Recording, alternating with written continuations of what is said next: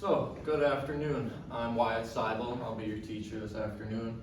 The topic today we have is mental health and stress management. It's all about teaching ways to build healthy habits, discover different coping strategies you can use, and overall building resilience in your middle school students that you guys are. So, let's get into it. So, what is mental health? I'm sure you guys have heard this term a lot. Anybody here, show of hands, have heard about mental health or been affected by it? A couple of us. What would you say, if you guys had to come up with a definition, what would you say, you guys would say, what is mental health without, the screen there? Hey, right here, what do we got? Yeah, I would say mental health is something that you're kind of the way that you're thinking about maybe yourself and how you see yourself. That's kind of what I think of mental health. Yeah, no, you're totally right. I mean, that's a beautiful answer. Thank you for speaking up. No, but here is mental health. It really encompasses our emotional, psychological, and social well-being. It affects how we think, feel, and act. So, I mean, that's our everyday lives. You need your mental health. You need to promote good mental health. But why is it so important? So, as I kind of said, it affects your relationships, your work, and your physical health. And neglecting it really leads to various consequences. You start to get into things like depression and anxiety that can really take a toll on your life and lead you down a negative path. And yeah, everybody has mental health. It's how we live. So we have to learn how to handle it, and also promoting and encouraging good mental health. Common mix-up we get in questions is there a difference between mental health and mental illness? Well, there is, because not everybody has a mental illness, but everybody has mental health. But mental health is a little different. When people get, when I said things like depression, anxiety, that I'll get into more detail later, but that's when they're the illness that affects them for a long periods of time. And it's also, mental illness is also, it's common among students, especially you guys middle schoolers. You guys are going through a lot of changes right now in your guys' lives, and so stuff like that is common with students. We have seen a rise in it over the years, but it is treatable.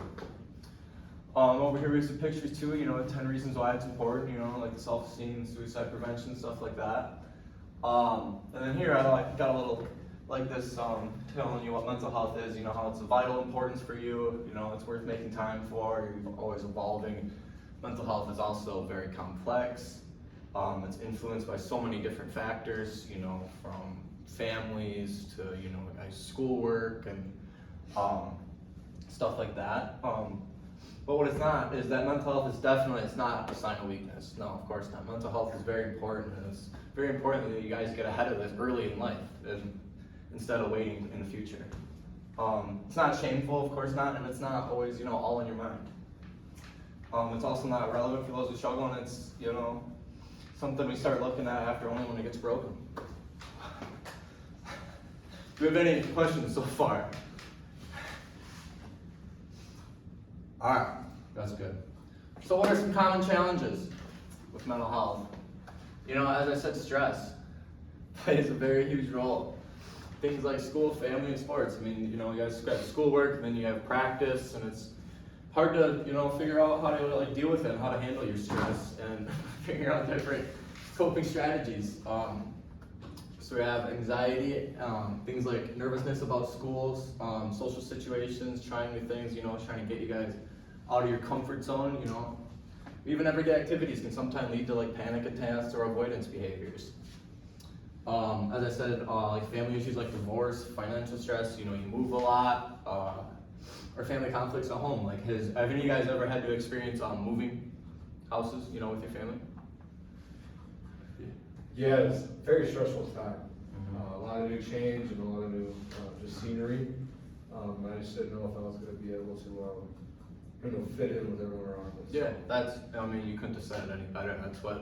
That's where a lot of this mental health and this mental illness can start to build up, is when people feel like they can't fit in, and they don't really want to make new friends, and they're always feeling judged.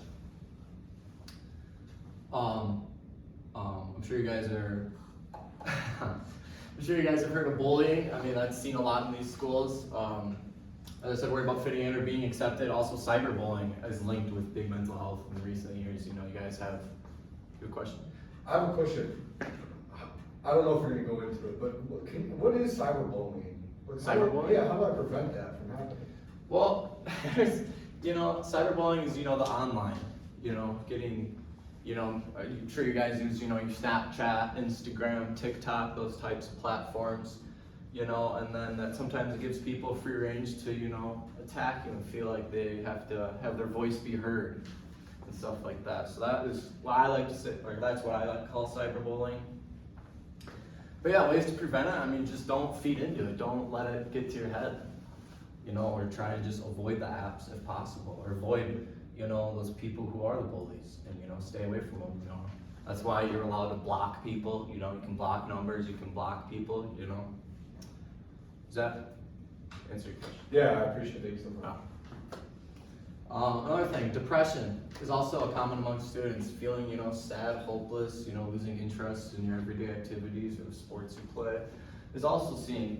Here we have another, just a chart up here, the rates of depression and anxiety in the general population of the US. You see it, we're just, it's only between the 0 and the 10%, depression and anxiety. But then you get among students, and you get mentorship with advisor and then no mentorship, you see a big jump over just close to almost 50% of graduate students suffer from mental health issues.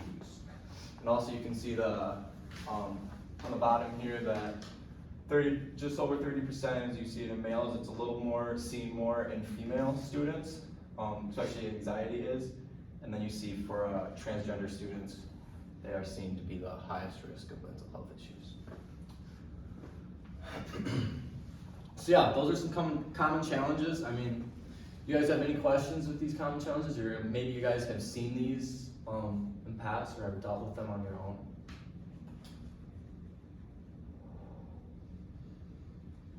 Yeah. Yeah, I'd say definitely that cyberbullying part. It's good to know that we can actually block them. I always thought doing that would just cause more bullying down the road. Yeah. Showing that I'm sign of weak or something like that. Yeah.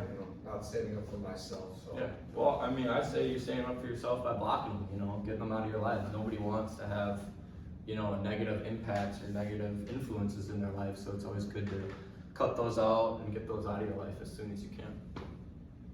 Any other questions? No.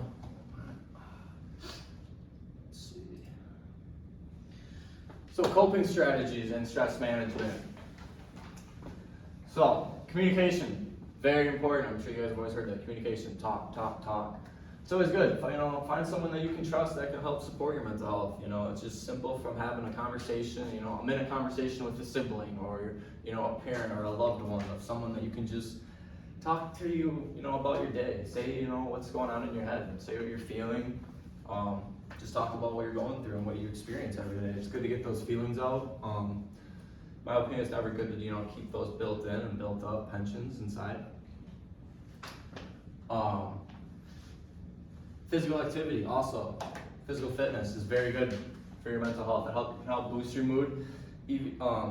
I've seen in different studies that even just running errands, going to the grocery store, just doing something to get out of the house, just go on a walk. It's really good, to just clear your head, gives you time to think about things and stuff like that. Set goals for yourself, especially when you feel overwhelmed. If you're stressed out with school, sports, all this, figure out ways to break it down better. If you have to just set little goals you can conquer throughout the day, like just, waking up on time, or, I made sure to wear the right outfit today. Just set little goals for yourself to conquer throughout the day, because what would you guys say, how do you feel when you accomplish a goal? Good. You feel good. I feel fantastic. Yeah, you feel good. That's what the whole part of it is. So set these little goals, especially when you have a lot of stuff going on in your life. It really helps reduce your stress and handle it better. Create good sleeping habits when aiming to 7 to 9 hours of sleep each night. How many would you guys? How many hours did you guys say you guys get per night on average? I shoot for 8, but usually shoot for right around 6 or 7. 6 or 7, yeah, so a little bit on the lower end. But hey, 6, 7, still a good amount of sleep. It's better than 4 to 5. Is not good because you're not getting your full cycles of REM sleep that you need, to stay healthy. I got a question. I don't know if we're gonna get into it. What about naps? Are naps a good thing, or should we, steer away from naps? No, I don't think naps are a good thing. I mean, that's another good way, another great coping strategy. Sometimes you just gotta take a little nap. You know, you get stressed out. You guys are going through all these changes. You know, everything's changing so much. You guys have to learn to adapt and all these things. You know, especially thinking about high school in the future and all these other decisions you're gonna have to make and the tests you have to take. But yeah, it's good to take a nap. What? How long should naps be? I didn't catch that part. From what I read, I mean, anywhere from, I would definitely say try not go over 40 minutes for sure. You know, stay within, you know, a 20 to 35-minute range is what I like to do. Me personally, what I like to do if I need to take a nap is I just lay down on my back and you just put your feet up. If you keep your feet elevated, and if you take like a 15-minute nap, it feels like you took a 6-hour nap. So it's always a good thing I like to do whenever I need to take a little nap and take a little break. And I also like maintaining a healthy diet and staying hydrated. You know, drink water every day. Try and, you know, do you guys know how much water you should be consuming a day? Isn't it like a gallon? I thought it was 4 cups. Well, a gallon is, you know, I mean, good to drink a gallon a day, but like that's not, you know, you don't need to drink that much. Where do you guys think like the range is that you should drink? You know, at least the minimum you should drink water. 12 cups or something like that. Yeah. 60 liters or something like that. No, you were right the first time. You know, shoot for that, you know, 4 to 6 cup range. You know, go to at least 32 ounces. If not, I'd say 64 ounces of water a day is really, you know, is good to have at a bare minimum. But yeah, gallon too. I mean, that's what I try and drink in a day. A gallon, it's very good to do. Yeah. Breathing exercises, meditation can help really reduce your stress. Take breaks. As simple as just doing yoga or like just something to, you know, just calm breathing exercises, something to just take your mind off of things and take a break. And then yeah, everybody's different. I mean, we all are gonna have different things that we like to do. Some people like to nap for 4 hours, some like to nap 20 minutes. You know, it's just gonna, you just gotta find what suits you. Find what you like to do. Everybody, just find like what you like to do. And then also for these pictures, so, you know, problem-focused coping skills, you know, managing your time, asking for your support, establishing your healthy boundaries, creating your to-do list, or, you know, setting those little goals. Then you're more like emotion-focused coping skills, you know, exercise and taking a bath. It's another thing I miss too, just giving yourself a pep talk. Sometimes sometimes I'll be driving and I just gotta, you know, talk to yourself. Have those, you know, it's always good to give out those external conversations and talk with people, but it's always good to have, you know, your internal conversations with yourself and really talk with what's going on in your life.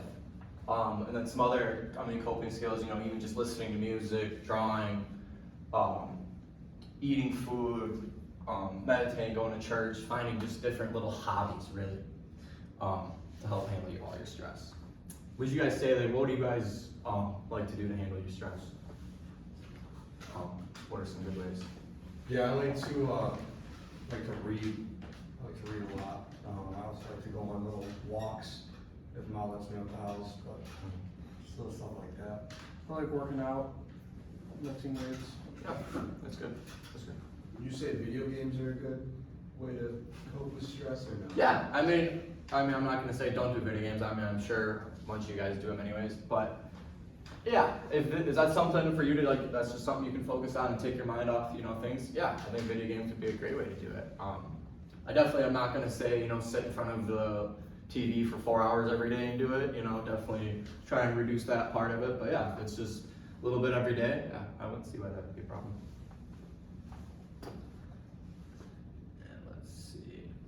So resilience, it's a big thing with mental health, trying to build your resilience.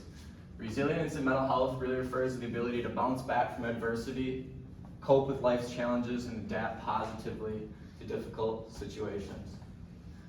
So how do you build resilience? You know, try and have optimism and positive thinking. Have a positive mindset, you know. Can't always be negative, you know. Life's always not gonna go your way, which sucks. I mean, that's just part of life. So it's always good to just try and take the positive route as best you can in those situations. learning from your past experience and adapting to change. I mean, you guys, as I said, are going through so many things right now. Learn from them. You guys are gonna make mistakes in the past, don't look back and dwell on it, really just learn from that experience and use that in the future. Develop good communication skills, yeah. Not only talking about your issues, but just, talking with the people around you, see what they're going through, if you're stressed with schoolwork, I'm sure other people are stressed with schoolwork, So you have to always know that you're not alone.